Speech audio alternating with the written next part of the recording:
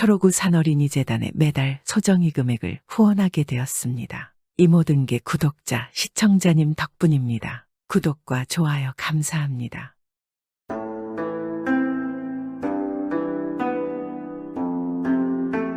옛날 옛적에 한 산속의 암자에는 도승이 살고 있었습니다. 도승은 매일 부처님에게 공양하고 합창하며 보냈습니다. 이 도승은 웬만해서는 산속 암자를 떠나는 법이 없었습니다. 그런데 하루는 도승이 잠이 들었는데 꿈속에서 한 사내가 나와서 슬퍼하며 울고 있는 것입니다. 그래서 도승은 물었습니다. 왜 그리 비통하게 울고 있는가? 무슨 일이 있는가? 도승의 물음에도 사내는 그냥 울고만 있는 것입니다. 그래서 다시 물었습니다. 내 자네가 이리 슬피우는 이유를 알아야 도와줄 수 있지 않는가? 내게 연유를 말해주게나. 그러나 사내는 그냥 울고만 있는 것입니다. 도승은 잠에서 깨어난 후 꿈이 예사롭지 않다고 생각했습니다. 그런데 아무리 생각하고 부처님께 공양하고 합장해도 그 연유를 알 수가 없었습니다. 그래서 신경을 쓰지 않았는데 어느 날 밤 또 꿈에서 사내가 나타나 계속해서 울고만 있는 것입니다. 도승은 슬피 울고 있는 사내의 입을 자세히 보았습니다. 그런데 전에는 몰랐지만 사내의 입에서 어떤 마을을 지칭하는 소리가 들리는 것입니다. 도승은 잠에서 깨어서 바람을 메고 그 마을로 길을 떠났습니다. 도승이 며칠에 걸쳐서 한 마을에 도착했습니다. 마을 사람들은 마을에 유명한 도승이 왔으니 모두들 이 도승을 자신의 집에 한 번만이라도 모시고 말씀을 듣고 싶어서 안달하였습니다. 저 도승이 이 나라의 제일이라는데 알고 있나? 모르는 것이 없고 악기를 물리치고 일이 안 되면 되게 해준다네. 저분 말만 들으면 모든 일이 무탈하게 된다는구만. 그럼 오늘 우리 집에 모셔야겠군. 아니야, 우리 집에 모실 것이야. 다들 꿈도 꾸지 말게. 이 마을 제일 부자인 최부자가 진수성찬을 차리고 공양할 쌀을 보냈는데도 가지 않았다네. 그러니 우리 같은 하찮은 사람들에게 들리지 않을 것이야. 사람들은 도승을 집에 모시고 싶었지만 그리할 수 없었습니다. 그런데 마을 사람들 중에 성실하기로 아주 대단한 농부가 있었는데 이 농부만큼은 도승이 마을에 오건 말건 별로 상관을 하지 않고 그저 자기 할 일을 묵묵히 열심히 하였습니다.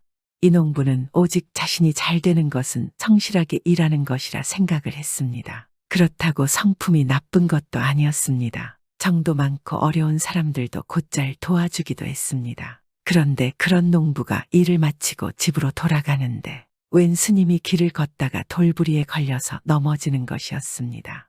어유, 스님 괜찮으십니까? 다치진 않으셨나요? 농부가 황급히 달려가 스님을 일으켜 세워주었습니다. 그러자 스님이 흙먼지를 털다가 가만 농부를 바라보고는 괜찮습니다. 그나저나 이 옷깃만 스쳐도 인연이라 하였는데 이렇게 만난 것 잠시 이야기나 나누는 것이 어떻겠습니까? 농부는 흔쾌히 그러자 하고 스님을 자신의 집으로 초대하여 들어갔습니다. 그리고 서로를 소개하다 보니 농부는 그제서야 그 스님이 나라에서 가장 유명한 도승이라는 것을 알았습니다. 세상에 이리 귀하신 분을 모시게 되어서 정말 영광입니다. 아닙니다. 저 같은 것을 귀하다 여겨주시니 제가 감사하지요. 거기다 이렇게 대접도 잘해주시고 송구할 뿐입니다. 괜찮으시면 오늘 하룻밤도 묵어 가시지요. 그래도 되겠소이까? 안 그래도 부탁하려고 하였습니다. 예, 고맙습니다. 그럼 하룻밤만 신세를 지겠습니다. 그렇게 도승은 농부의 집에서 하룻밤을 보내게 되어 농부와 함께 세상 사는 이런저런 이야기들을 주거니 받거니 하고 있었습니다. 그러다가 이야기는 마침내 그 집에서 기르고 있는 소들에게로 옮겨갔습니다. 농부는 열심히 일을 하여 돈을 벌어서 소들을 사다가 키우고 있었는데 이 소들을 자식처럼 아꼈습니다. 그러니 귀한 손님에게 자신의 애지중지하는 소들을 소개하고 싶었습니다. 농부는 도승을 외양간으로 데리고 가서 자신의 소들을 보여주었습니다. 그 중에 언뜻 작은 소 한 마리가 도승의 눈에 띄었습니다. 이 소는 체구는 작았지만 눈빛이 아주 맑고 초롱초롱하였습니다. 참으로 영민하게 생긴 소입니다. 도승은 그 작은 소가 너무나 마음에 들었습니다. 그래서 농부에게 말했습니다. 저 작은 소는 아무래도 논과 밭에서 일하기보다는 차라리 내가 있는 곳에 데려가서 벗이나 하며 살고 싶소이다. 혹시 저 작은 소를 나에게 팔지 않겠소? 도승이 부탁을 하자 이 농부는 대답했습니다. 다른 소면 몰라도 저 작은 소만은 절대로 안 됩니다. 저 소는 저에게 아주 많은 도움을 주는 놈이거든요. 체격이 저렇게 작아 보여도 다른 소 3마리의 몫을 합니다. 아무리 무거운 짐도 가볍게 끌고 가고 밭도 사람처럼 아주 영민하게 잘 갈고요. 거기다 먹는 것도 많이 먹지 않아서 이래저래 저에게 많은 이득을 주고 있습니다. 누가 뭐래도 저 소만큼은 남에게 넘기지 않을 생각입니다. 죄송합니다. 도승은 농부의 말을 잠자코 듣고 작은 소를 더 유심히 살펴보았습니다. 신기한 일이군요. 농사를 지을 소로는 보이지 않는데 가만 이럴 수가. 도승이 그 소를 보면서 허허 웃고 있으니 이 농부가 이상한 듯 물었습니다. 왜 그러십니까? 뭐 재밌는 일이라도 농부의 물음에 도승이 대답했습니다. 이보시오. 누군가가 그대에게 돈을 빌려다가 쓴 사람이 없소이까? 그리고 갚지 못한 사람 말이오. 잘 생각해 보시오. 그러자 농부는 기억을 더듬으며 천천히 생각하다가 무엇인가 생각이 났는지 제 절친한 친구가 있었습니다. 저랑 같이 농사 잘 짓던 친구였는데 갑자기 웬 바람이 불어서 인삼장사를 하겠다고 저에게 500냥을 빌려간 일이 있었지요. 처음에는 그 친구 장사가 아주 잘 되었습니다. 다달이 이자로 저에게 30냥씩 계속 돈을 주었었는데 워낙 성실한 친구이기도 했고요. 헌데 중국에서 넘어온 장사꾼들과 거래를 하다가 크게 사기를 당해서 일이 망하고 그 친구놈은 그대로 화병에 걸려서 쓰러지더니 며칠 만에 세상을 떴습니다. 지금 생각하며 참 안타까운 일입니다. 그때 나랑 농사를 지었다면 둘이 평생 재미있게 살 수 있었을 터인데. 참으로 딱하군요. 혹시 그 친구에게 돈을 꿔준 문서나 증자가 있습니까? 있다면 보여줄 수 있겠습니까? 예, 있습니다. 금방 가져다 드리겠습니다요. 농부는 자기가 가지고 있는 친구와 쓴 차용증을 도승에게 보여주었습니다. 도승은 문서를 살펴보더니 대뜸 그것을 가지겠다고 했습니다. 그러자 농부는 고개를 갸우뚱하였습니다. 아이 스님, 그 빚 문서는 아무 쓸모도 없는 건데요. 그 문서를 쓴 제 친구는 이미 죽은 지가 오래입니다. 딱히 빚을 받을 가족도 없었고요. 저도 그저 그 친구와 남은 추억이라 생각하니 차마 버리지 못하고 가지고 있던 것입니다. 그래도 도승은 그 문서를 갖겠다고 계속 말하였습니다. 뭐 그러시겠다면 가지시지요. 그런데 정말 스님에게는 아무 쓸모도 없을 것입니다. 농부가 의아하게 여기며 그 문서를 도승에게 넘겨주었습니다. 그러자 도승은 받은 즉시 그것을 갈기갈기 찢어버리는 것이었습니다. 아이 스님, 갑자기 왜 그러십니까? 기껏 가지신다고 해서 드렸더니 왜 그것을 찢으시는지요? 농부는 어차피 쓸모없는 빈문서라 상관은 없었지만 스님이 그것을 갑자기 찢은 이유가 궁금했습니다. 영문을 몰라 하는 농부에게 도승은 외양간으로 가보자고 말했습니다. 그런데 이것이 웬일입니까? 농부가 그토록 애지중지한다는 그 작은 소가 죽어 있는 것이었습니다. 이게 어찌된 일이지? 왜 갑자기 우리 소가 이리 죽은 것이지? 그것도 내가 가장 애지중지하는 소인데. 작은 소의 갑작스러운 죽음에 도승은 농부를 위로해주며 상황을 설명해 주었습니다. 이 작은 소가 바로 방금 내가 찢어버린 그 증서의 주인이었소이다. 바로 당신의 옛 친구 말이오. 당신에게 빌린 돈을 갚지 못하고 죽었기 때문에 죽은 뒤에도 성불하지 못하고 그대로 당신의 집에 소로 환생을 하게 된 것입니다. 빌린 돈만큼 일을 해주지 않으면 안 되었던 것이지요. 보아하니 당신에게 진 빚은 이미 다 갚았고도 남았을 것인데 그 빚 문서가 남아있어 떠나지를 못하고 계속 일을 해주고 있었던 것 같소. 소가 되어 말은 못하고 말이오. 그래서 내가 그 빚 문서를 찢어 버려준 것이지. 이제 더 이상 속세에서 진 빚은 없으니 성불할 것입니다. 이럴 수가, 그게 정말입니까? 어찌 이런 일이 하긴 참으로 신기한 소였습니다. 잘 먹지도 않고 그저 죽어라 일만 하였는데 이게 내 친구였다니. 어이 불쌍한 놈, 내게 빌린 돈이 그리도 한스러웠느냐? 난 그 돈 없어도 아무 문제도 없는데 너는 죽어서도 마음에 걸렸구나. 농부는 놀라워하며 죽어버린 자신의 작은 소, 옛 친구를 쓰다듬어 주었습니다. 그러자 도승이 농부에게 말했습니다. 그래도 친구에게 갚지 못한 빚을 갚겠다고 그리 열심히 일을 했다니 참으로 좋은 친구였습니다. 그래서 빚을 다 갚았으니 이제서 힘을 다했다고 제 꿈에 나와서 한없이 운 것이었습니다. 나도 처음에는 몰랐지만 작은 소의 눈망울을 보고는 알았습니다. 내 꿈속에 나타난 사내라는 건 말입니다. 예, 그런 연유가 있었군요. 친구가 그 장사꾼들에게 사기만 당하지 않았어도 지금 이 자리에 함께 있을 터인데. 농부는 잠시 친구를 생각하며 푸른 하늘을 올려다보았습니다.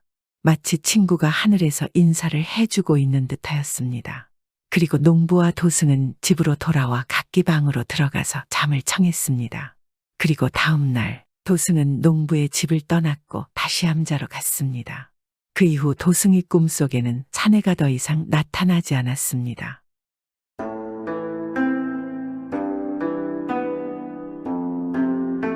옛날 옛적 어느 마을에 성실하고 부지런한 김대감이 살고 있었습니다. 김대감은 젊은 시절부터 열심히 일해 모은 재산이 점점 불어나서 이제 김대감은 돈에 대해선 남부러울 것이 없는 사람이 되었습니다. 더군다나 그에게는 눈에 넣어도 아프지 않은 아들 칠복이가 있었습니다. 이런 아들 칠복이가 대를 이을 것을 생각하니 김대감은 아쉬울 것이 하나도 없었습니다. 어허 내 아들, 귀엽기도 하지. 난 너만 보면 밥을 안 먹어도 배부르구나. 그런 근심 없는 김대감에게도 아들 칠복이가 자라가면서 큰 고민이 하나 생기기 시작하였습니다. 칠복이는 자기 입속은 도무지 차릴 줄 모르고 남의 말을 잘 듣고 잘 도와주는 너무나 착하고 순에 빠진 것이었습니다. 하루하루 근심인 김대감에게 아내가 다가와 말을 하였습니다. 대감님, 우리 아들 칠복이 빨리 결혼을 시킵시다. 결혼하면 좀 더 나아질지 모르잖아요. 박대감 딸 꽃분이 아시죠? 제가 마침 어제 박대감 딸 꽃분이를 보았는데 아주 예쁘게 자랐더라고요. 제가 어제 박대감에게는 귀뜸을 해두었답니다. 당신 생각은 어떠한가요? 아내의 말을 듣고 난 김대감은 잠시 고민하더니 박대감 딸 꽃분이와 결혼시키기로 마음을 먹었습니다. 드디어 칠복이와 꽃분이가 결혼을 하게 되었습니다. 김대감은 결혼 후에는 칠복이가 나아지리라 생각하였지만 그의 성격은 마찬가지였습니다. 결혼을 해도 착하고 순에 빠진 성격은 변하지를 않았습니다. 어느덧 하루가 다르게 쇠약해진 김대감은 대를 물려줄 아들 칠복이만 보면 시원찮아 근심만 쌓여갔습니다. 이거 큰일이구나. 우리 부부가 세상을 뜨고 나면 불과 얼마 안 가서 우리 아들은 족박을 찰 게 뻔하니 이를 어쩌면 좋을꼬. 내가 죽어도 눈을 감지 못하겠구나. 김대감은 아들 칠복이만 생각하면 잠도 오지 않을 만큼 걱정이 되었습니다. 칠복이 생각에 한숨을 쉬고 앉아있는 감대감에게 아내가 말했습니다. 대감님, 이대감 댁에 한양에서 손님이 오셨답니다. 무슨 손님이 오셨소? 그런데 그것이 우리랑 무슨 상관이요? 대감님, 제 말을 잘 들어보세요. 그 손님은 아주 용한 점쟁이라고 합니다. 대감님 마음이 답답한데 그분을 모셔다가 우리 칠복이의 앞날이나 한번 물어봅시다. 이대로 가만히 있을 수는 없지 않겠어요. 김대감은 뾰족한 수가 없는 터라 아내 말에 따르기로 하고 점쟁이를 바로 불렀습니다. 우리 집에는 대를 이을 귀한 아들 칠복이가 하나 있는데 마음이 여려서 이 집 살림을 제대로 이끌어갈지가 걱정입니다. 무슨 방법이 없을까요? 그리고는 칠복이가 태어난 날과 시간을 점쟁이에게 주었습니다. 점쟁이는 한참을 생각하더니 말하기 시작하였습니다. 대감님, 성품이 착한 아드님입니다만 안타깝게도 대감님 재산을 지키지 못할 것 같습니다. 대감님이 세상을 떠나시고 나면 아마 채 1년도 안 되어 모든 재산을 잃고 말 것입니다. 김대감은 예상은 했었지만 너무 실망이 컸습니다. 그토록 피땀 흘려 모은 재산인데 귀하게 얻은 하나밖에 없는 아들이 재산을 모두 잃는다는 말에 생병이 다 날 지경이었습니다. 허허, 아비가 물려준 재산을 불리지는 못할 망정. 먹을 것도 안 남기고 없앤다면 장차 이 일을 어쩌면 좋소? 죄송하지만 아무런 방법이 없습니다. 대감님이 오래 사시는 수밖에 없습니다. 이렇게 김대감이 시름에 잠겨 있을 때 마침 옆집에 사는 석삼이가 심부름을 왔습니다. 그때 점쟁이는 석삼이를 보고 말했습니다. 거참, 부귀 영화를 누릴 상이로군. 김대감도 예전부터 석삼이가 야무지다고 생각해온 터라 점쟁이가 무심코 하는 말을 가볍게 듣지 않았습니다. 점쟁이가 돌아간 뒤 생각 끝에 김대감은 아내와 의논하기 시작하였습니다. 부인, 석삼이가 복이 있다면 그 아이가 우리 칠복이를 돕게 할 방법은 없겠소? 김대감의 말에 아내는 고개를 저으며 말했습니다. 대감님, 이웃집 석삼이가 부귀영화를 누릴 쌍이면 뭐해요. 땅 한마지기가 없는 걸 무슨 수로 석삼이를 돕게 한다는 거예요. 아내와 이야기를 나누던 김대감은 갑자기 좋은 생각을 해냈습니다. 부인, 우리가 석삼이를 도와서 잘 살게 해주면 어떻겠소? 그래서 훗날 우리 칠복이가 어려울 때 돌려받을 수 있게 말이오. 아내는 선뜻 내키는 일은 아니었지만 아들을 위해서 그런 일이라도 하지 않으면 안 될 것 같은 생각에 김대감의 의견에 따르기로 하였습니다. 다음 날 아침 일찍 김대감은 일 나가는 옆집 석삼이를 불렀습니다. 이복의 석삼이, 내가 자네를 좀 도와주고 싶은데 어찌 생각하나? 생각지도 않았던 말에 석삼이의 눈은 둥그레졌습니다. 대감님, 갑자기 이게 무슨 말씀이신가요? 저를 도와주신다니요? 이 말을 들은 김대감은 조용히 말하기 시작하였습니다. 이제부터 내 말 잘 듣게나. 내가 자네를 도우려고 하는 데는 이유가 있네. 우리 칠복이가 세상 물정을 모르고 어수룩해서 내가 세상 뜨고 나면 재산을 관리하지 못할지도 몰라서 하는 말이네. 그러니 자네가 잘 된다면 나중에 우리 칠복이가 고생할 때 지금 내가 주는 돈을 돌려주면 되겠네. 뜻밖의 제안에 놀란 석삼이는 기쁜 마음으로 대답했습니다. 당연히 지금 살 길이 막막한 석삼이에게는 얼마나 기쁜 일이지 않겠습니까? 걱정 마십시오. 제가 대감님 도움으로 잘 살게 된다면 어찌 칠복이를 돕지 않겠습니까? 그런 일이 없어도 이웃사촌이라는 말이 있지 않습니까? 마음 놓으십시오. 석삼이는 김대감에게 거듭 굳게 약속했습니다. 석삼이로서는 평생 만져보기도 힘든 돈을 김대감이 자신을 믿고 빌려주는 것이 더없이 고맙게 생각되었습니다. 김대감은 바로 약속을 적은 작은 문서를 만들었습니다. 그리고 천냥이라는 큰 돈을 내주었습니다. 영리한 석삼이는 돈 천냥을 나날이 불려나가기 시작했습니다.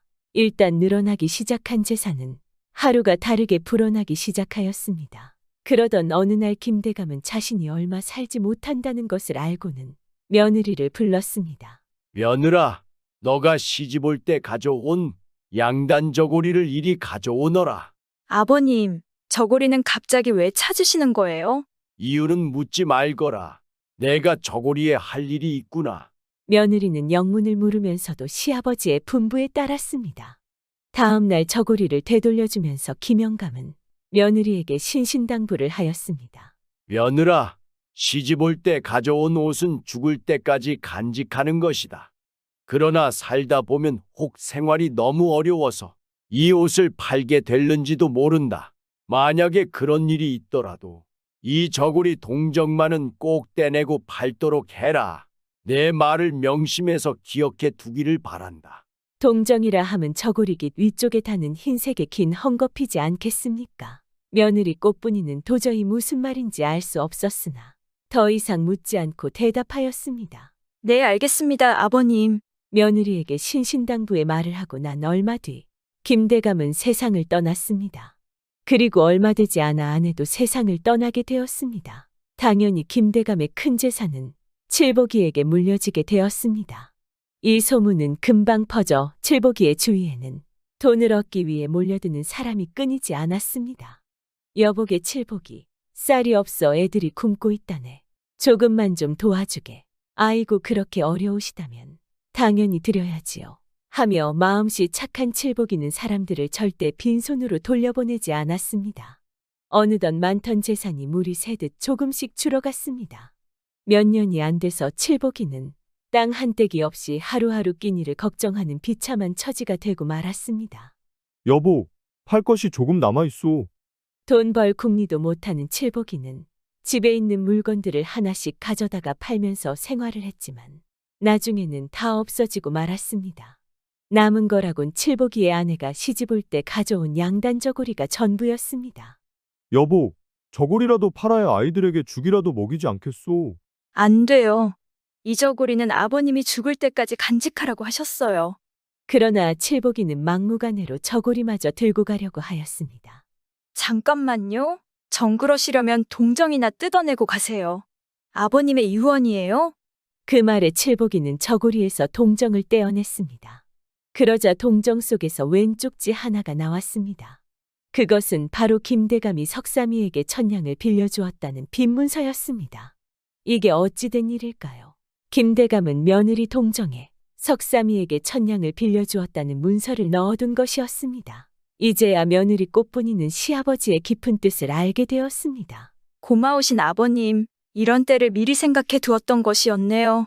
하늘이 무너져도 솟아날 구멍이 있다더니 우리는 이제 살았소. 천냥이면 논밭을 마련해 농사를 지어 우리 식구가 풍족하게 살 수 있는 돈이 아니오. 칠복이는 기쁜 표정으로 문서를 살펴보았습니다. 여보, 등잔불을 이리 가까이 가져와 보오. 다시 한번 자세히 봅시다. 칠복이가 빈 문서를 등잔불에 가까이 가져갔을 때입니다. 휙 돌연 바람이 불어서 불꽃이 문서에 옮겨 붙더니 그만 타버리는 것이 아니겠습니까? 화들짝 놀란 칠복이와 꽃분이는 허겁지겁 불을 껐지만 남은 것은 형체를 알아볼 수 없는 검은 재뿐이었습니다. 여보, 어떻게 이럴 수가 있어요? 천냥짜리 문서가 순식간에 재가 되는 것을 본 부부는 기가 막혀서 할 말을 잃었습니다. 한참 뒤에 정신을 가다듬은 칠복이가 아내에게 말했습니다. 우리 석삼이를 믿어봅시다. 너무 실망하지 마시오. 석삼이가 아버님의 도움으로 부자가 되었으니 말을 하면 순순히 돈을 돌려줄 것이오. 날이 밝으면 석삼이를 찾아가서 사정을 해봅시다. 뜬 눈으로 밤을 새운 부부는 날이 밝자마자 석삼이를 찾아갔습니다. 그러나 석삼이는 호들갑을 떨며 시치미를 딱 떼었습니다. 아니 대체 지금 무슨 소리를 하는 건가? 내가 자네 아버지의 돈을 빌려 썼다고. 그런 적 없네. 내가 부자가 된 게 그렇게도 배가 아프던가. 괜히 생트집 잡지 말고 어서 돌아가게나. 그러니까 있을 때 잘 간수를 했어야 할 게 아닌가. 석삼이의 차가운 말에 말문이 막힌 칠복이는 기가 팍 죽어버렸습니다. 증거가 될 만한 빈 문서를 갖고 있는 것도 아니어서 발길을 돌릴 수밖에 없었습니다. 며칠을 두고 끙끙 앓던 석삼이는 생각 끝에 고을 사또를 찾아갔습니다. 사또 억울합니다. 제 아버님이 석삼이에게 빌려준 돈 1000냥을 되찾아 주십시오. 그래, 그럼 빈문서를 보여다오. 칠복이는 가슴이 철렁 내려앉았습니다. 사또, 실수로 그만 빈문서를 불에 태우고 말았습니다. 그럼 안 되겠구나. 빈문서도 없이 무슨 빚을 받겠다는 거냐. 석삼이가 내 아버지에게 돈을 빌리는 걸 본 사람이라도 있느냐. 달리 증거가 없으면 내 말만 듣고는 어찌할 수가 없구나. 돌아가거라. 칠복이는 더 할 말이 없었습니다. 억울한 마음과 이제껏 바보스럽게 살아온 자신에 대한 우라가 치밀어 죽고 싶은 마음뿐이었습니다. 칠복이를 돌려보낸 후 사또는 곰곰이 생각해 보았습니다. 칠복이의 처지가 너무나 딱했고 결코 거짓말을 할 사람으로는 보이지 않았기 때문입니다. 사또는 다음 날 포졸들을 시켜 몰래 칠복이와 석삼인의 살림살이 형편과 살아온 내역을 알아보라고 하였습니다. 그런 다음에 사또는 칠복이와 석삼이 두 사람을 동원으로 불러들였습니다. 우선 칠복이부터 하고 싶은 이야기를 말해보거라. 사또, 제가 얼마 전에 아내 저고리 동정에서 아버지께서 석삼이에게 1000냥을 빌려주었다는 문서를 찾았었습니다. 하지만 실수로 불에 태워버렸지만 틀림없는 빈문서였습니다. 아닙니다. 김대감님께서는 저에게 돈을 빌려주신 적이 없습니다. 전혀 근거가 없는 말입니다. 저는 제 스스로 열심히 살아 돈을 모았습니다. 두 사람의 이야기를 듣고 있던 사또는 칠복이에게 호통을 쳤습니다. 이놈, 없으면 없는 대로 살아야지. 부모의 많은 재산을 탕진하고도 남의 재산이 탐나서 거짓말을 꾸며낸 것이 틀림없으렸다. 여봐라, 당장 저자를 오게 가둬라. 억울합니다. 다시 한번 살펴봐 주십시오. 칠복이는 포졸들에게 끌려가면서 발버둥을 쳤습니다. 그때 동원에는 많은 사람들이 판결을 구경하려고 몰려와 있었습니다. 그리고 구경꾼들 가운데 그날 옥에서 풀려난 도둑들도 섞여 있었습니다. 도둑들은 칠복이의 어수룩한 행동이 우스워서 배를 잡고 웃었습니다. 그러자 갑자기 사또가 도둑들을 향해 무섭게 호통을 쳤습니다. 이런 고양 것들, 뭐가 좋아서 웃는 것이냐. 서로 다투는 것이 그렇게도 재미있느냐. 너희들은 오늘 풀려나는 도둑들이 아니더냐. 네, 그렇습니다 하며 도둑들은 기가 한풀 꺾여 작은 목소리로 대답했습니다. 가만히 있자. 석삼이 너 이놈. 너야말로 이 도둑놈들과 한패가 아니냐. 그러니까 옥에서 나와 곧장 집으로 가지 않고 너를 보러 온 게 분명하다. 아닙니다, 사또. 몇 년 전까지 돈 한 푼 없고 땅 한 떼기 없던 놈이 어디서 큰돈이 나서 땅을 사고 돈을 모았단 말이냐. 돈이 하늘에서 뚝 떨어지기라도 한 것이냐. 도둑 두목 노릇을 한 게 틀림없다. 여봐라, 당장 석삼이를 꽁꽁 묶어라. 사또의 호령이 떨어지자 포졸들이 달려들어 석삼이를 꽁꽁 묶었습니다. 잠시만요, 사또. 사실대로 말씀드리겠습니다. 김대감님께서 돈 1,000냥을 빌려주셨사옵니다. 다급해진 석삼이가 크게 소리쳤습니다. 오라, 인제야 바른 말을 털어놓는구나. 칠복이는 아무리 어렵다고 해도 거짓말로 돈을 빼앗을 사람은 아니니라. 어디 자초지종을 말해보거라. 석삼이는 모든 사실을 솔직히 말하였습니다. 석삼이의 이야기를 모두 듣고 난 사또는 그에게서 돈 1,000냥을 받아 칠복이에게 돌려주었고 거짓말을 한 죄로 남은 모든 재산을 몰수하여 어려운 사람을 도와주었습니다. 칠복이는 이번 일을 계기로 자신을 반성하며 열심히 살았습니다. 결국 자신의 욕심이 지나치면 언젠가는 그것이 부메랑으로 되돌아와 더 큰 것을 잃게 되지 않을까요? 옛날 옛적 어느 마을에 과부가 살고 있었습니다. 과부는 아들 칠복이 하나를 두고 있었는데 칠복이를 태산처럼 믿고 의지하였습니다. 어느덧 애지중지 키운 아들 칠복이가 장가들 나이가 되자 과부는 동네방네 중매군을 내세워 며느리감을 고르던 차에 마침 좋은 자리가 있어 바로 잔치상을 차리고 며느리 꽃분이를 맞아들였습니다. 며느리 꽃분이가 마음에 든다고 생각하니 꽃같이 고와 보이고 만나는 사람마다 며느리 자랑하기에 입이 놀 새가 없었습니다. 그런데 어느 하루는 친구를 찾아 아랫동네에 놀러 갔는데 그만 친구와 자그마한 일을 가지고 옥신각신하다 기분이 몹시 상하여 집으로 돌아왔습니다. 집안에 들어서니 집안은 텅 비어 있고 며느리도 보이지 않았습니다. 또한 배가 고파 밥을 찾으니 공교롭게도 먹을 밥조차 지어놓지 않았습니다.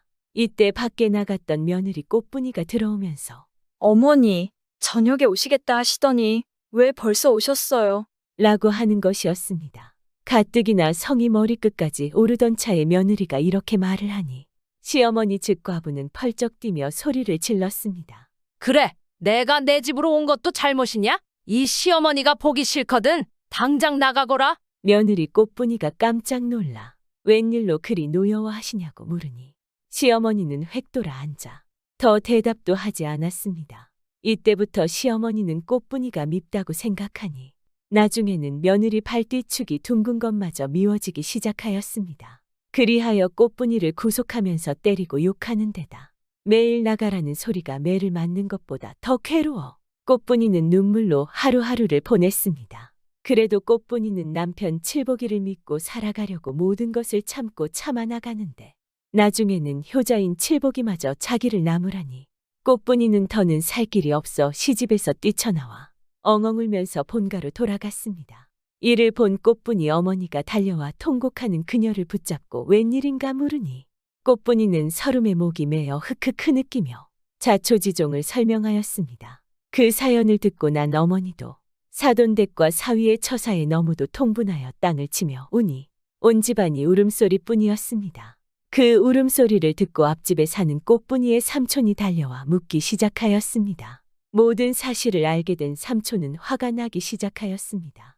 꽃분아, 내 시애미가 과연 나쁜 년이기에 너를 그토록 괴롭히니 어찌 그저 가만둘 수 있단 말이냐.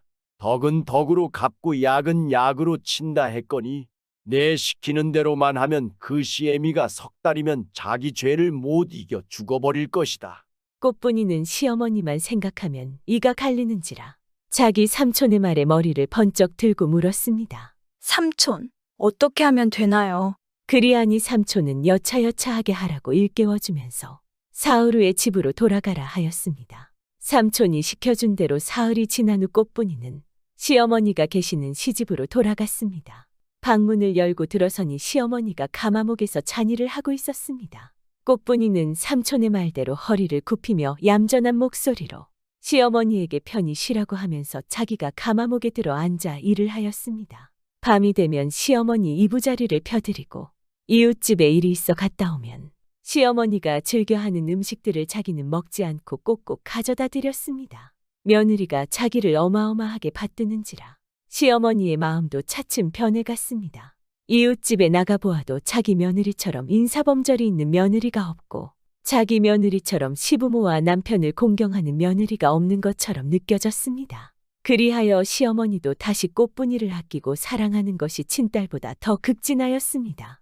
이러는 사이 어느덧 석 달이 거의 다가왔습니다.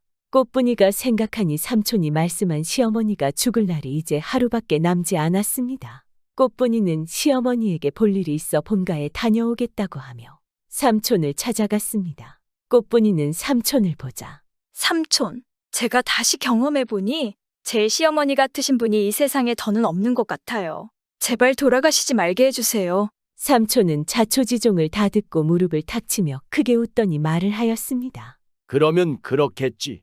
가는 정이 있으면 오는 정이 있는 법이다. 내가 너에게 말한 그 석 달은 너와 시어머니가 서로 화해하는 석 달이지. 결코 너의 시어머니가 돌아가시는 석 달이 아니니 안심하거라. 그 말에 꽃분이는 울던 얼굴에 활짝 웃음꽃을 피우며 그 후 시어머니를 정성껏 모시며 즐거운 나날을 보냈습니다. 꽃분이 삼촌이 생각했던 것처럼 서로에 대한 오해가 생길 때 먼저 상대방을 탓하기 전에 자신이 먼저 한 번 더 이해하고 진심으로 다가가면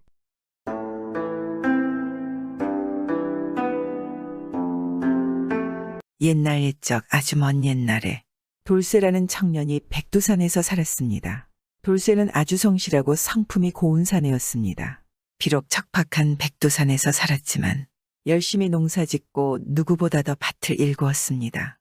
돌쇠는 수확한 곡물들이 많지 않았지만 항상 조금씩 남겨두어서 백두산에 있는 동물들이 먹을 수 있게 했습니다. 겨울이 되면 사람들도 먹을 게 없지만 동물들은 정말 아무것도 먹을 게 없었습니다. 돌쇠가 수확하지 않고 남겨놓고 간 밭 덕분에 근처의 많은 동물들은 겨울을 보낼 수 있었습니다. 이런 착한 돌쇠에게 큰일이 일어났습니다. 며칠 후 어느 날 백두산에 어마어마한 화산 폭발이 일어났습니다. 이 화산 폭발로 인해 백두산 인근에 있는 많은 사람들과 동물들이 모두 목숨을 잃었습니다. 그 어마어마한 폭발에서 운 좋게도 돌쇠만이 겨우 살아남았습니다. 이럴 수가 이게 어찌 된 일이지. 아무도 아무것도 없잖아. 산이 온통 불타고 모두 재가 되어버렸어. 돌쇠는 주변을 둘러보았지만 자신 빼고는 아무도 없으니 너무나 당황스러웠습니다. 안 되겠어. 산 높은 곳에 올라가서 어찌 된 것인지 살펴보자. 돌쇠는 다시 정신을 차린 다음 서둘러 주변의 상황을 살펴보기 위해 발길을 옮겼습니다. 세상의 화산 폭발 때문에 화산재로 인해서 온 세상은 까맣게 물들어 있었습니다. 돌쇠는 열심히 산을 올라왔는데 갑자기 돌쇠 앞에 뭔가가 나타났습니다. 저게 뭐지 온통 까만데. 저것만 푸른색으로 빛나는데. 한번 가보자. 돌쇠는 푸른빛이 나는 곳으로 서둘러 가보았습니다. 그런데 그 파란빛의 정체는 파랑색의 깃털을 가진 솔개였습니다. 파랑새 솔개잖아. 세상에 파랑새 솔개를 이렇게 보게 될 줄이야. 돌쇠는 파랑새를 너무도 신기하게 보았습니다. 그런데 파랑새 솔개가 돌쇠를 보더니 이 돌쇠의 머리 위로 날아와서 빙빙 돌다가 갑자기 천천히 어디론가 날아가기 시작했습니다. 돌쇠는 자기도 모르게 파랑새 솔개를 쫓아갔습니다. 파랑새 솔개는 너무 빨리 날아가지 않고 마치 돌쇠를 길 안내하듯 데리고 갔습니다. 한참을 파랑새를 따라가다 보니 웬 커다란 동굴이 하나 나왔습니다. 이 산에 이렇게 큰 동굴이 있다니. 여기서 그렇게 오래 지냈지만 이런 동굴이 있는 것을 몰랐네. 돌쇠는 생전 처음 보는 아주 큰 동굴을 바라보다가 다시 파랑새 솔개를 보았습니다. 그런데 이 파랑새 솔개가 근처에 보리 이삭을 주워다가 동굴 안으로 들어갔습니다. 저 안에 새끼라도 있는 건가? 가봐야겠구나. 돌쇠는 파랑새 솔개를 따라 동굴 안으로 들어가 보았습니다. 그런데 동굴 안쪽에는 파랑새 솔개가 옮긴 것으로 보이는 보리 이삭 다발이 있었고 그 옆에는 웬 처녀가 정신을 잃은 채 누워서 신음만 하고 있었습니다. 아니, 나 말고 살아있는 사람이 또 있었구나. 정말 다행이다. 그런데 정신을 잃은 것인가? 돌쇠는 여인이 정신을 차릴 수 있도록 해보려 하였습니다. 그래서 보리볏짚들을 이용해서 따뜻하게 불을 피웠습니다. 파랑새 솔개가 옮겨놓은 걸로 보이는 보리 이삭들을 까고 마침 근처에 있던 그릇 모양의 돌을 들고 동굴 안에 조금씩 떨어지는 물방울들을 모아 담았습니다. 그리고 보리 이삭들을 넣고 펄펄 미음을 끓여냈습니다.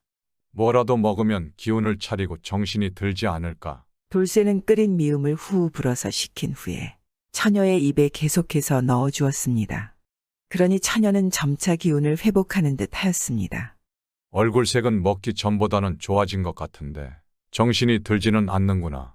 돌쇠는 그래도 처녀의 상태가 좋아지는 것에 희망을 가지고 밤낮 없이 이 처녀를 간호하였습니다. 그러다가 잠깐 지쳐서 잠이 들었습니다. 그런데 그런 돌쇠의 꿈속에 백발의 흰 수염이 아주 긴 노인이 나타났습니다. 아니 노인장께서는 누구십니까? 돌쇠가 깜짝 놀라서 물으니 노인은 그저 허 웃으며 말했습니다. 처녀가 너의 정성으로 간신히 고비는 넘겼구나. 하지만 정신이 들려면 백두산 옥설봉에 있는 진귀한 선단들이 필요하다. 선단 말입니까? 그런데 옥설봉은 어디에 있는 것입니까? 돌쇠의 물음에 노인은 들고 있던 지팡이로 파랑새솔개를 가리키고 말했습니다. 저 파랑새 솔개가 너를 그곳으로 인도해 줄 것이다. 그 말의 끝으로 노인은 갑자기 사라져버렸고 돌쇠는 그대로 잠에서 깨어났습니다. 선단이라. 이것은 보통 꿈이 아니야. 신선들이 먹는 약 선단을 구해보자. 돌쇠는 어떻게든 처녀를 살리기 위해 옥설봉으로 가기로 하였습니다. 그런데 막상 길을 떠나기로는 했지만 옥설봉이 어딘지는 알 수 없었습니다. 그런데 노인의 말대로 파랑새솔개가 길을 안내하듯 돌쇠의 앞을 서서 날기 시작하였으니 돌쇠는 그대로 파랑새솔개를 따라 서둘러 길을 걸었습니다. 한참을 걷고 또 걸어갔습니다. 아니 어디까지 가야 되는 거야? 많이 온 것 같은데 아직 멀었나? 파랑새솔개는 이런 돌쇠의 마음도 모르는 듯 계속 돌쇠를 이끌며 날았는데 도무지 멈출 생각을 하지 않았습니다. 백두산의 19개의 봉우리를 겨우 넘고 넘어 마지막 50번째 봉우리 정상에 오르자 산골짜기 틈에서 거대한 집이 나타났습니다. 백두산에 이렇게 큰 집이 있다니. 여기가 신선이 사는 집인가? 그리고 잠시 후 집의 대문을 찾아냈습니다. 돌쇠는 문을 열고 들어서니 아주 긴 복도가 있었습니다. 그리고 긴 복도의 끝에는 문이 또 있었습니다. 돌쇠가 문을 열고 들어가니 계속 똑같은 대문이 나왔습니다. 이건 뭐지? 웬 문이 이렇게 많은 거지? 문이 모두 똑같아. 돌쇠가 연달아 5개의 문을 열고 들어서니 그곳에서 아주 향긋한 향기가 났습니다. 무슨 냄새지 이 안에서 나는 것 같은데. 이 문이 마지막 문인가? 돌쇠의 앞에는 그동안의 문과 같지만 아주 큰 문이 있었습니다. 돌쇠가 조심스럽게 문을 열어보니 안에는 신기한 광경이 펼쳐져 있었습니다. 마치 약방과도 같은 곳에서 수많은 선단들이 연기를 내고 있었습니다. 그리고 방에는 신선이 것처럼 꿈에서 본 백발의 노인이 앉아 있었습니다. 어서 오너라. 어떻게 잘 찾아왔구나. 오는 길이 아주 힘들었을 텐데 처자를 살리려는 너희 착한 마음이 이곳까지 오게 했구나. 신선은 빙글의 미소를 지으며 돌쇠를 맞아 주었습니다. 내가 너를 이곳으로 데려오기 위해서 파랑새를 보낸 것이다. 이 파랑새 솔개는 돌쇠네가 나누어준 논에 있는 이삭을 먹고 생명을 유지했다. 그래서 너에게 빚이 있는 게지. 동굴에 있는 처녀를 살리기 위한 선단을 내어주도록 하겠다. 여기 푸른색, 붉은색 선단이 있다. 푸른색 선단은 정신이 들게 하고 붉은색 선단은 완전히 회복을 시키는 효능이 있으니 지금 말한 대로 순서대로 먹이면 처녀가 잘 회복할 것이다. 그렇습니까? 예, 서둘러 가서 처녀를 살리겠습니다. 돌쇠는 신선에게 감사해하면서 절을 올렸고 선단을 받아서 서둘러 커다란 집을 나왔습니다. 그런데 순간 돌쇠는 고개를 갸우뚱하였습니다. 지금 동굴까지 아무리 서둘러 가도 아마 처녀를 구할 수가 없을 것 같았습니다. 오는 길도 멀었지만 가는 길도 만만치 않지 않겠습니까? 처녀는 그 사이에 아무것도 먹지 못하고 저 세상 갈 것이 뻔했습니다. 돌쇠는 다시 발걸음을 돌려서 신선이 있는 방 안으로 들어갔습니다. 돌쇠가 다시 돌아오니 백발의 신선이 웃으며 말했습니다. 내가 너 다시 올 줄 알았다. 돌쇠가 뭔가를 말하려고 주저하니 신선이 궁금해하며 물었습니다. 그것이 다시 또 동굴로 돌아가려면 50개의 봉우리를 넘어야 하는데 그러면 시간이 너무 지체되어서 처자를 구할 수 없을 것 같습니다. 혹시 좋은 방법이 없습니까? 돌쇠의 말에 신선이 웃으며 말했습니다. 하긴 우리 신선들은 단번에 넘을 수 있지만 너는 사람의 몸으로 너무 오래 걸리겠구나. 오늘하고도 고생이 많았을 텐데 자 여기 방망이를 잡아보거라. 신선은 그러면서 웬 커다란 빨래 방망이를 건네주었습니다. 그러니 돌쇠는 신선의 말대로 방망이를 움켜잡았습니다. 그러자 방망이가 공중에 둥둥 뜨기 시작했습니다. 꽉 잡아라. 방망이를 놓치면 너는 저 세상으로 갈 것이다. 방망이가 널 동굴로 빠르게 인도할 것이다. 방망이가 빠르게 움직이기 시작하니 돌쇠는 신선의 말대로 방망이를 꽉 잡았습니다.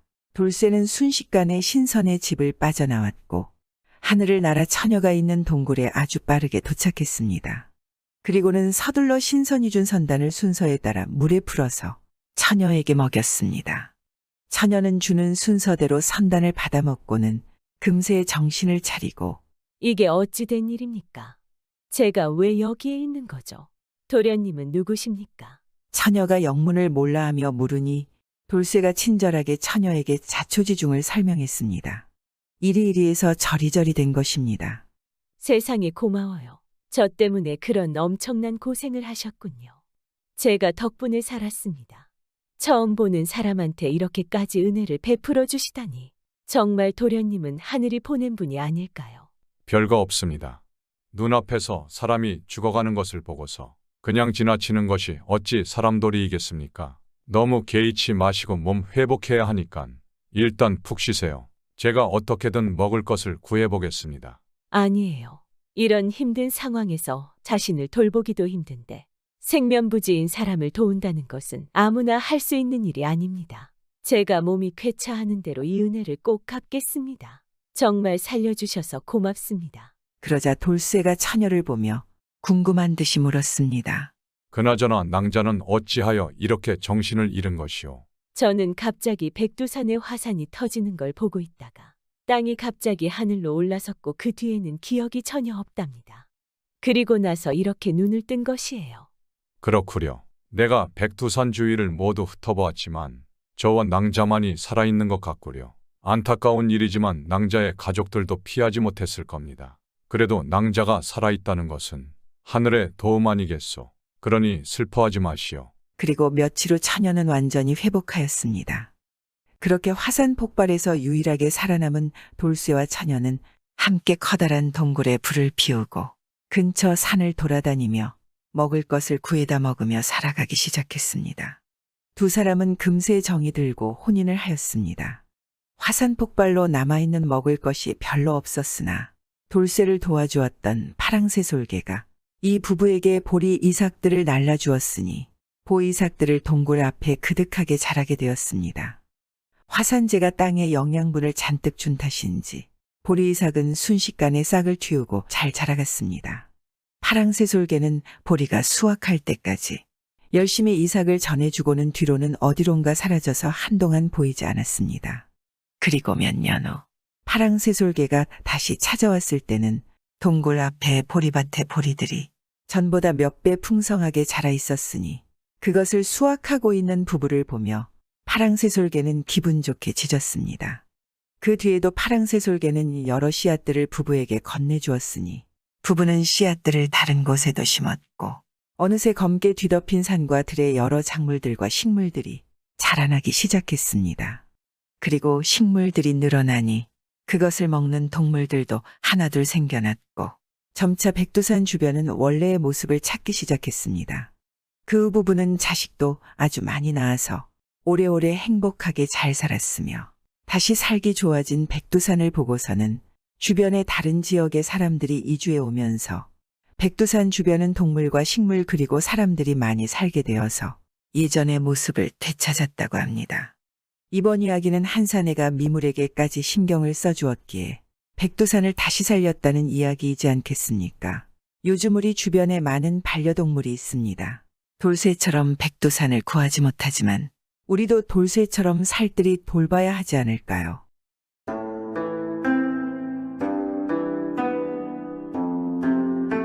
옛날 옛적의 조선시대 박문수가 암행어사로 이 마을 저 마을을 돌아다니며 백성들의 삶을 살펴보고 있었습니다.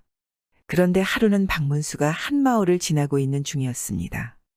박문수는 다른 사람들이 보기에는 암행어사라고는 전혀 생각되지 않는 옷차림을 하고 있었기에 사람들은 지나다니는 어사 박문수를 별로 신경 쓰지 않았습니다. 그런데 마을에 여러 사람들이 모여서 이상한 이야기를 하는 듯 보였습니다. 무슨 이상한 일이라도 있는 것인가? 박문수가 슬쩍 사람들이 모인 곳에 가서는 그들이 하는 이야기를 들어보았습니다. 자네 봤어. 신기한 도수를 부리는 스님 말이야. 불붙은 장작 속에 들어가도 이동을 해갖고 어디선가 살아나오더라니까. 그 도력으로 사람들 병도 치료해준다던데 정말 부처님이 눈앞에 있는 줄 알았다네. 사람들의 이야기를 들은 박문수는 이상한 생각이 들었습니다. 아니, 그게 정말입니까? 그런 스님은 어디에 가면 볼 수 있는 것이요? 박문수가 사람들에게 물으니 스님을 봤다는 사람이 대답했습니다. 저기 작은 뒷산이 하나 있는데 중턱에 암자가 있습니다. 그곳에 가면 만날 수 있을 겁니다. 안 그래도 오늘 스님이 신기한 도술을 또 보여준다고 하더이다. 박문수는 말을 듣고 곧장 마을 뒷산을 오르기 시작했습니다. 그 사람의 말대로 조금 오르니 멀리 암자가 보였고 사람들이 앞에 모여 있는 것이 보였습니다. 그 암자 앞마당에는 장작이 쌓여져 있었고 스님이 장작 위에 올라서 장작에 불을 지피고 있었습니다. 오늘도 나의 오랜 수련의 과정을 보여드릴 것이오. 보고 놀라지들 마시오. 모든 게 부처님의 뜻일 겁니다. 수십 년의 공력이 필요한 일이니 놀라지 마시오. 스님은 그러더니 잔뜩 쌓여있는 장작 더미에 불을 완전히 붙였습니다. 그리고는 속으로 거리낌 없이 들어갔습니다. 그걸 본 사람들이 저 불타는 장작 안에 들어가서는 순간 사라져서 살아나오신다니까. 좀 있으면 어디선가 나타나실 거야. 앞에 있는 사람들의 이야기를 들으며 박문수도 몹시 기대했습니다. 그런데 잠시 후 스님의 비명이 새어나왔습니다.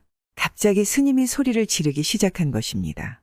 멀쩡하게 불타는 장작을 벗어나 어디론가 이동을 할 것이라 생각했던 스님은 온몸에 불이 붙은 채로 고통 속에 그만 죽어버리고 말았습니다. 그러니 사람들은 너무나 놀라하였고 당황했습니다. 아니, 이럴 수가. 이게 무슨 이것도 도술인 건가? 죽은 게 아닐 수도 있어. 그러니까 이번에는 다시 살아나기 도술인가? 사람들은 눈앞의 광경을 믿겨 하지 않았습니다. 박문수는 당황하는 사람들 틈을 빠져나와서 쓰러진 스님과 장작 더미를 유심히 살펴보기 시작했습니다. 그리고 잠시 후 박문수가 당황하고 얼이 빠져 있는 사람들에게 말했습니다. 이 스님은 사기꾼입니다. 그동안 여러분은 속았던 것입니다. 아이, 뭐라고요? 그게 무슨 소리요? 마을 사람들이 물으니 박문수는 자신이 파악한 스님의 사기 수법을 말하기 시작했습니다. 그 수법은 바로 장작 더미 밑에 암자 뒤로 통하는 커다란 땅굴을 파놓은 것이었습니다. 그리고 장작 더미에 불이 붙으면 안에 들어가서는 곧장 바로 밑에 땅굴 구멍으로 불을 피해 들어가는 것이었습니다. 그 설명을 들은 마을 사람들은 고개를 끄덕였습니다. 아이고, 그럴 수가. 우리가 깜빡 속지 않았나? 난 믿고 절에 공양을 많이 했는데. 그런데 그럼 오늘은 왜 절이 된 것입니까? 한 사람이 물으니 박문수가 커다란 나무 막대기로 불이 남아있는 장작 더미들을 치우고 아래를 한번 두드려 봤습니다. 누군가 이 땅굴 구멍을 막아 놓은 것 같습니다. 보아하니 누군가 이 스님을 고의로 살해한 것이겠죠. 박문수는 그렇게 말하고는 곧 마패를 꺼내 들었습니다. 이 사건을 지금부터 내가 조사할 것이니 모두들 자리에서 한 발자국도 움직이지 마시오. 움직이면 범인으로 생각할 것이오. 박문수의 마패를 본 사람들은 깜짝 놀랐고 그의 말에 한 발자국도 움직이지 않고 그대로 서 있었습니다. 암행어사의 포졸들이 박문수 앞으로 달려왔고 박문수는 그들에게 모여있는 사람들의 신발을 한 짝씩 벗겨서 가져오라고 명했습니다. 포졸들이 신발을 모아다가 박문수에게 가져다 주니 박문수는 신발들의 바닥을 하나하나 살펴보았습니다. 그러다가 박문수가 가죽신 하나를 들어 보이며 말했습니다. 이 신의 주인은 당장 앞으로 나오시오. 박문수의 외침에 사람들이 웅성댔고 아무도 나오질 않았습니다. 사령들은 당장 이 신발의 주인을 찾아 끌고 나와라. 박문수의 명예 포졸들이 잠시 후에 한 양반을 끌고 나왔습니다. 박문수가 들고 있는 한 짝의 신발과 같은 신발을 신고 있었습니다. 박문수가 그에게 다짜고짜 물었습니다. 왜 죽였는가? 당신이 죽인 게 틀림없어. 이유가 뭔가? 박문수의 물음에 양반은 영문을 모르겠다는 듯 고개를 저으며 말했습니다. 아닙니다. 제가 왜요? 저는 아닙니다. 신발이 뭐가 어쨌다고 그러십니까? 박문수가 손에 든 신발의 바닥을 보이며 말했습니다. 여기 모든 사람들의 신발에는 황토 흙과재가 잔뜩 섞여 있지. 여기 있는 모든 사람들 신발에 말이다. 그런데 너와 나의 신발에만 그 재와 숟가루 가루만이 잔뜩 묻어 있다. 다른 이들은 이곳에 오는 동안 산길에 황토색 흙만이 묻어 있을 뿐이었다. 이래도 발뺌을 하겠느냐. 그러니 이 양반은 당황하다가 갑자기 엎드려서 엉엉 울기 시작했습니다. 어사나리, 저놈은 사람이 아닙니다. 악귀입니다. 죽어도 싼 녀석이란 말입니다. 그리 말하니 박문수는 차분한 목소리로 물었습니다. 저 스님과 원한 관계가 있는 것이냐. 그러니 이 양반은 이야기를 시작했고 박문수는 가만히 이야기를 경청하였습니다. 이야기는 이러했습니다. 이 양반은 그래도 이 마을에서 꾀돈도 많고 인덕이 많은 사람이었습니다. 그런 양반에게는 고민이 있었습니다. 자식이라고는 딸 하나뿐인데 딸의 이웃 마을에 한 남자와 정분이 나서 몰래 연정을 하다가 그 남자에게 심각한 병을 옮게 된 것입니다. 이럴 수가 어찌 그런 것이냐. 남자를 만나도 어찌 그런 병에 걸린 남자를 만나는 게냐. 어쩔 수 없었습니다. 제가 너무 연모해서 마음이 끌렸습니다. 부디 혼인을 허락해 주세요. 병에 걸려버린 상황에서 만약 혼인까지 반대를 하면 딸의 상태가 더 안 좋아질 것을 걱정한 양반은 혼인을 허락하려 하였습니다. 잠시 뒤에 안타까운 소식이 들려왔습니다. 주인 나으리 알아보라 하셨던 청년이 결국 죽었답니다. 병이 갑자기 악화되어서 말입니다. 양반의 머슴이 이렇게 말하는 것입니다. 그러자 양반이 너는 절대로 이 일에 대해서 어떤 사람에게도 말해서는 안 된다. 알겠느냐? 너와 나만의 비밀이 돼야 할 것이다. 양반은 머슴의 입을 단속하고 아무 일도 없던 것처럼 지냈습니다. 그런데 얼마 지나지 않아서 이 딸도 병이 진행되어 위중한 상황이 되었습니다. 딸 자식이라곤 너밖에 없는데 이 예비더러 너 없이 어찌 살라는 것이냐. 네가 죽으면 나도 죽을 것이다. 정신을 좀 차려보거라. 양반은 딸을 살리기 위해서 의원이란 의원은 다 불러보았고 약이란 약도 다 써보았습니다. 하지만 딸의 병은 쉽게 낫지 않았습니다.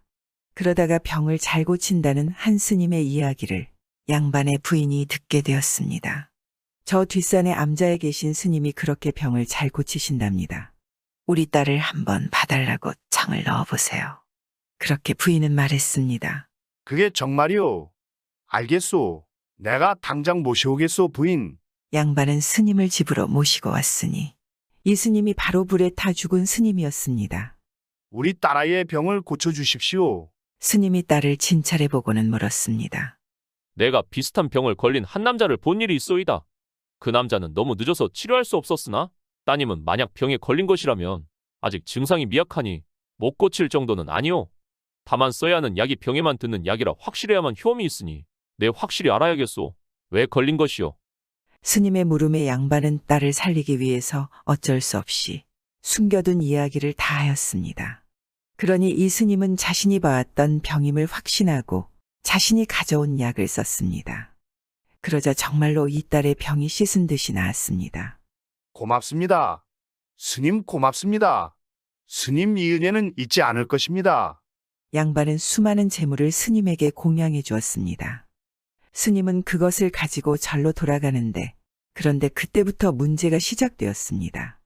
양반의 딸의 병의 원인이 이웃 마을 남자와의 정분이었다는 것을 알게 된 스님은 이를 빌미 삼아서 양반에게 재물을 요구하기 시작한 것입니다. 부처님 신당을 좀 더 크게 지어야 하니 돈이 좀 필요한데 말이오. 스님은 툭하면 찾아와서 돈이 필요하다고 말했습니다. 양반은 그때마다 자신의 재산을 바치며 스님의 입을 막아왔습니다. 그리고 그렇게 시간이 흘러 이웃 마을 정승집의 아들과 양반의 딸의 혼담이 오고 가게 되었습니다. 양반은 딸을 명문가의 시집을 보내게 되었다고 좋아하고 있었는데 아니나 다를까 이 스님이 그것을 알고 이 양반에게 찾아왔습니다. 아이고 감축드립니다. 따님이 시집을 가게 되셨다고요? 그렇습니다. 그런데 이번엔 어쩐 일로 오셨소? 어쩐 일이라니 섭섭합니다. 우리가 그런 사이입니까? 따님의 혼인을 감축하러 온 것입니다. 따님이 시집을 가신다니 감축할 일 아니겠습니까? 그런데 만약에 상대 집안에서 이전에 걸렸던 따님의 병에 대해서 알게 된다면 이 혼담은 완전히 없던 일이 되겠지요. 아니, 스님 부디 그런 일은 없게 부탁드립니다. 양반은 정승댁이라 이 혼담이 깨치게 되면 이 집안이 무슨 병고를 당할지 알 수 없었습니다. 그러니 더욱 위협적이 협박인 것입니다. 제가 무엇을 드리면 되겠습니까? 얼마요? 제가 얼마든 드리겠습니다. 이 스님이 잠시 양반을 봤다가 음흉한 눈빛으로 양반의 부인을 보며 말했습니다. 돈은 필요 없고 절에 며칠 사람이 좀 필요한데 아무래도 여기 마님께서 제격인 듯합니다. 며칠 제가 있는 암자로 마님을 보내주실 수 있겠습니까? 양반은 스님의 눈빛을 보고 그가 자신의 부인을 뺏는 못된 생각을 품고 있다는 것을 눈치챘습니다. 이 양반은 화조차 낼 수 없었습니다. 알겠습니다. 집안에 일이 좀 있어서 열흘 뒤에 보내겠습니다. 열흘이요. 예, 알겠습니다. 약속은 지키셔야 합니다.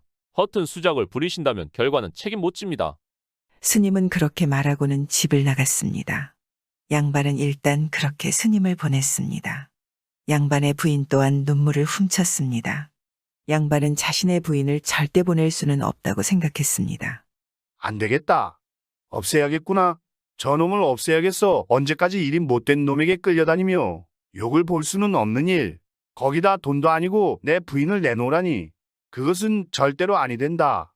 양반은 그렇게 이 스님을 제거해야겠다 생각한 것이었습니다. 그날부터 이 양반은 스님을 제거할 기회를 엿보며 스님의 일거수일투족을 염탐하기 시작했습니다. 그리고 이 스님이 사람들 앞에서 벌이는 속임수에 대해서 알게 된 것입니다. 이게 기회구나. 이 악기 같은 놈을 아무도 모르게 없애버릴 수 있겠구나. 그는 이것을 기회라고 생각하여 아침 일찍 미리 나와서 스님이 파놓은 땅굴의 입구를 막아 놓았습니다. 그리고 결국 스님이 평소처럼 장작불 속을 빠져나오지 못하게 만들어서 그렇게 타죽게 만든 것이었습니다. 이야기를 마친 양반이 머리를 땅에 찌으며 말했습니다. 저의 죄를 물으십시오. 어사날이 악기 같은 자에게서 우리 가족들을 지키기 위해 제가 악기가 되었습니다. 저의 딸의 혼인이 닷새 뒤입니다. 혼례식은 무사히 치른 뒤에 벌을 내려주시기 바랍니다. 박문수는 말을 듣고는 눈을 감고 잠시 생각에 잠겼습니다. 그리고는 이내 말했습니다.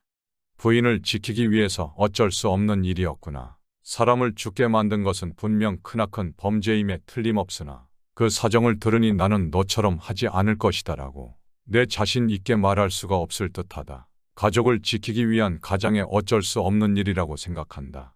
내 그리하여 너의 벌을 감하여 줄 테니 혼인이 끝난 뒤 관아의 벌금으로 돈 100냥을 바치도록 해라. 이럴 수가 정말입니까?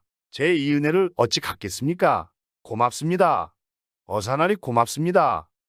딸의 혼인식을 잘 치르시게나 박문수는 그렇게 말하고 관아에 가서 이러한 사실을 사또에게 말하고 이튿날이 되어 다른 마을로 떠났다고 합니다.